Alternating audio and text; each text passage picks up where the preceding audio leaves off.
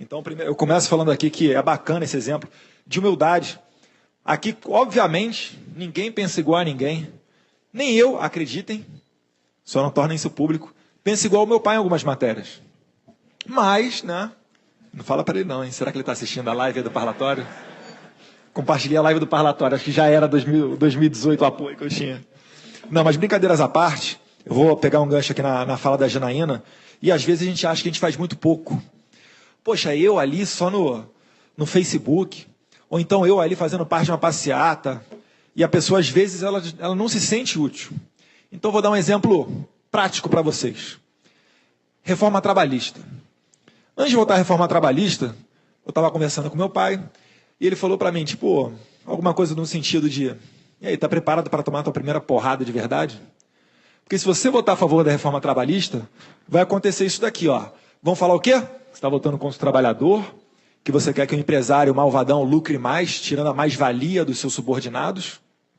Eles só não contam que eles têm restaurante de luxo em Botafogo, onde a Coca-Cola é R$8. Será que eles perguntam, esses socialistas perguntam, né, para o empregado, eles pregam para os seus trabalhadores que eles estão tirando a mais-valia deles? Obviamente que não, né? Mas enfim, e aí eu volto aqui a atenção para vocês. Por quê? Porque em 2001, um projeto do Fernando Henrique de flexibilização da CLT, o Jair Bolsonaro ele votou favorável. E no ano subsequente, ele teve uma piora na sua votação. A votação dele caiu, acho que um pouco mais de 30 mil votos. Por quê? Porque estamparam em todas as praças do Rio de Janeiro a foto da cara dele e de outros deputados, falando o seguinte: esses são os deputados que votaram contra o 13º, licença maternidade e férias. E o povo engole, porque a classe política está tão descredibilizada que eles acreditam nisso. Eles não têm a formação jurídica que a gente tem, saber que isso aí é cláusula pétrea. Você só consegue pensar em alterar ela através de uma nova Assembleia Nacional Constituinte. E o que mudou lá de 2001 para cá? É que agora a gente tem a internet, muito bem dito aqui pelo Marcel Van Hatten. Sem essa ferramenta, eu acredito que eu também não estaria eleito.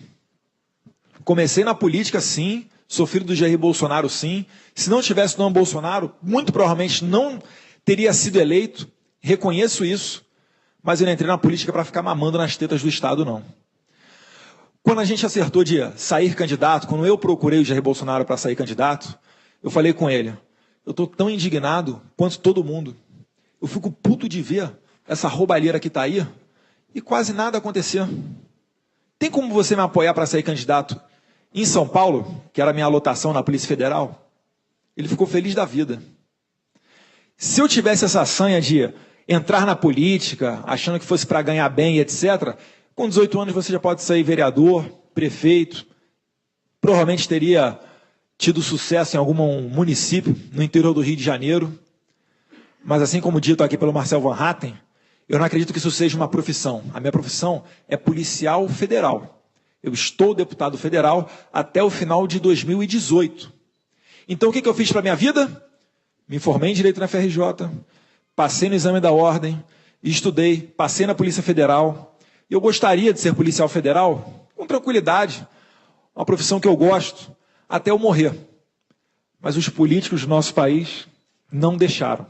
E eu acredito que é isso daí que estimula todos nós estarmos aqui. E eu já dei uma chamada no Coppola. Eu falei aqui, ó, quando eu publiquei um vídeo dele no meu Facebook, alguém veio falar para mim, mas o Coppola vai sair candidato. Eu falei, maravilha, mais um para estar lá junto com a gente. E ele acabou de falar aqui que não é candidato. Vamos tentar convencer ele. É. Porque, gente... Vai lá, vai, Coppola.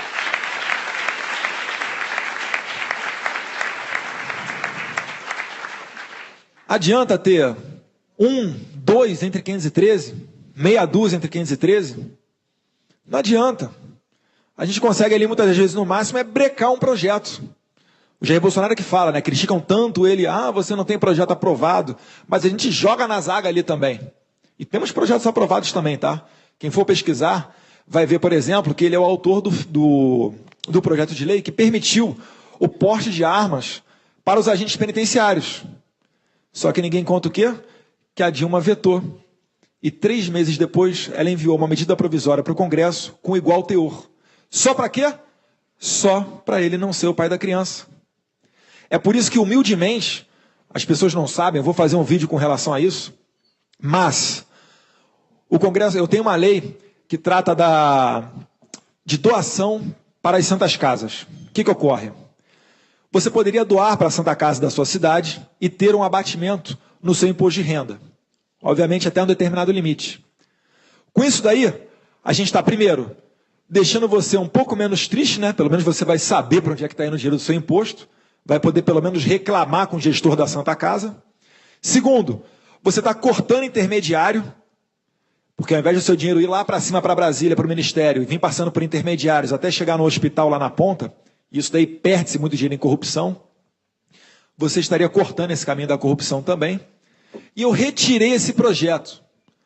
Por que eu retirei esse projeto?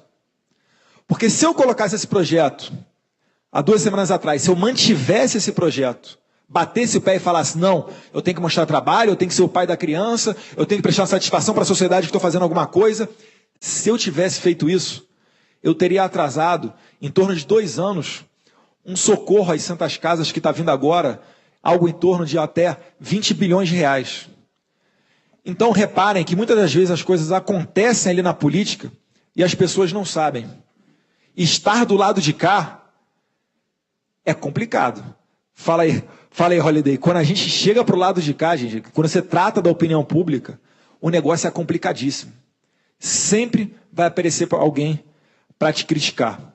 Para elogiar também, mas para criticar vai aparecer muita gente.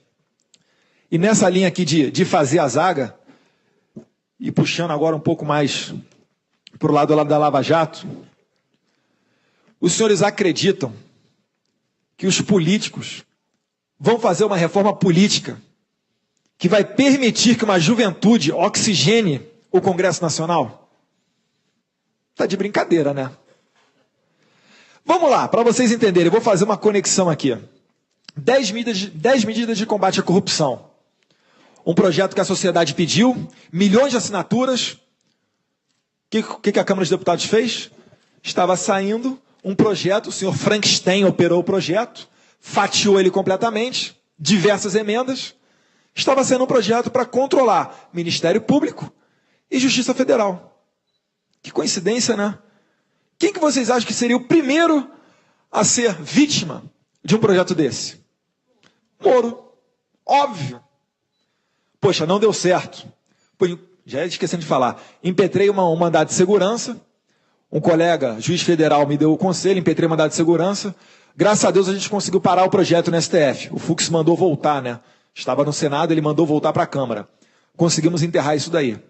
Não ficaram satisfeitos. O que fizeram? PLS 280. Uma nova lei de abuso de autoridade. Parece até que a gente foi para a rua pedir, né? Uma nova lei de abuso de autoridade, né? Quem seria a vítima? Um pouquinho mais adiante. Lista fechada. Vou perguntar ao Marcelo Van Hatten. Se tivesse lista fechada, você seria o primeiro a entrar do seu partido? Nem entrar. Pelo amor de Deus, lista fechada nada mais é o quê? Vocês vão votar no partido. Eu vou excetuar o novo, tá? Que o novo é novidade aqui. Mas vocês votariam no partido. E o que aconteceria? O primeiro do partido é óbvio que seria um cacique. Vai ser um Renan Calheiros da vida. Vai ser a Dilma da vida. E cadê a oxigenação e renovação? Seria a perpetuação do foro privilegiado. Um pouco mais adiante.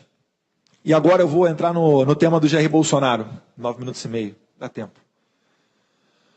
Foro privilegiado. O Senado votou de maneira unânime para acabar com o foro privilegiado. Aí você pensa, poxa, será que o Senado, os senadores se reuniram para dar uma bola dentro? Só que calma, vamos com calma. Eu voto favorável, mas calma lá. Corre uma ação no STF para rever a decisão de condenação dos condenados em segunda instância começarem a cumprir as suas penas presos. Quem patrocina uma ADO, uma ação direta de constitucionalidade, para rever essa decisão, ou seja, quem está querendo que a condenação seja só na terceira instância e não mais na segunda, é o PEN. A prisão, não a condenação. A prisão. Obrigado, Marcelo. A prisão em terceira instância, é o PEN, o Partido Ecológico Nacional. Tem muita gente que já está vindo falar para a gente que essa ação vai passar. E o que acontece se essa ação passar? Sérgio Cabral vai para a rua, um monte de gente vai para a rua e vai poder se candidatar em 2018 para voltar a ter o foro por prerrogativa de função, chamado foro privilegiado. Não tem como Jair Bolsonaro ir para um debate presidencial e alguém chegar no debate, apontar o dedo na cara dele e falar: olha, você defende tanto, né, as bandeiras da honestidade, combate à corrupção, mas o seu partido enterrou boa parte da Lava Jato. Gente, se nós não tivermos aqui a verdade para apresentar para vocês, é melhor você nem entrar na política. Essas aí são as cartas que estão na mesa. É por isso que nessa última live que ele fez, ele não acertou o casamento com o PEN. Ele está apenas noivo. A gente está estudando maneiras ali de retirar essa ação. Alguns advogados falam que pode, outros falam que não pode, em virtude do momento em que a ação está. Mas a gente está tentando. Se conseguirmos, vai ser um gol de placa. Vai ser aquele famoso ditado, né? Deus escreve certo por linhas tortas. Mas eu chamo a atenção aqui, já finalizando, tenho 3 minutos. Tem um vídeo de 1 minuto do Jair Bolsonaro, eu queria que passasse, só para que vocês se colocassem no lugar de nós. Não Bolsonaro, mas no lugar de nós aqui, políticos sérios, que estamos tentando fazer uma política de maneira diferente para o país. Não pensem os senhores, que se fossem os senhores no lugar nosso aqui, não pensem que seria diferente. Eu quero que passe, por favor. O vídeo acho que tem 1 minuto. Existem várias correntes, principalmente liberais na internet, que costumam dizer que o senhor é muito estatista, que o senhor tem correntes positivistas, justamente inspiradas, vamos dizer, nas antigas correntes que haviam adentrado nas Forças Armadas, e, ao mesmo tempo, colocando que o senhor manteria um Estado grande. Isso é verdade, deputado? Olha, quando você fala em período militar, era uma outra época, completamente diferente, tá? E muitas estatais foram criadas, tá ok? E funcionaram naquele período, tá? Tinham muitos coronéis estatais, sim, mas a corrupção praticamente inexistia. Hoje em dia, os tempos mudaram, você tem que partir para uma privatização. Tem estatais, não tem nem que ser privatizadas, tem que ser extintas. Se eu não me engano, são 148 estatais no Brasil que servem apenas de cabide de emprego. Então isso tem que ser mudado. Afinal de contas, né? O Estado tem que interferir o mínimo possível na economia. Perfeito, deputado. Muito obrigado. Valeu. Muita sorte e contamos com o senhor. Mas olha só, olha a notícia que saiu aqui no Valor Econômico. Na economia, Bolsonaro se alinha ao PT. 31 de julho, às 5 da manhã. 31 de julho, às 5 da manhã. Para a Dória, o Estado no Brasil é muito grande e pode e deve ser menor. Gente, eu puxei, por exemplo, aqui da questão da economia, porque a gente toma muita pancada, né? Fala, Bolsonaro não fala de economia, estatizador e etc. Eu estou querendo deixar claro para vocês que o nosso pensamento é muito mais nesse sentido liberal, nessa linha aqui de diminuir o Estado. Eu puxei aqui o exemplo da economia, mas não se enganem. Isso daí, essa distorção da imprensa, ela acontece de modo a nos dar os rótulos de homofóbico, sexista, machista, misógino, xenófobo, enfim, tudo isso daí.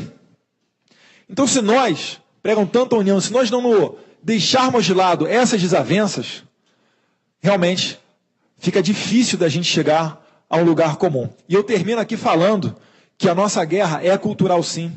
Ela não acabou.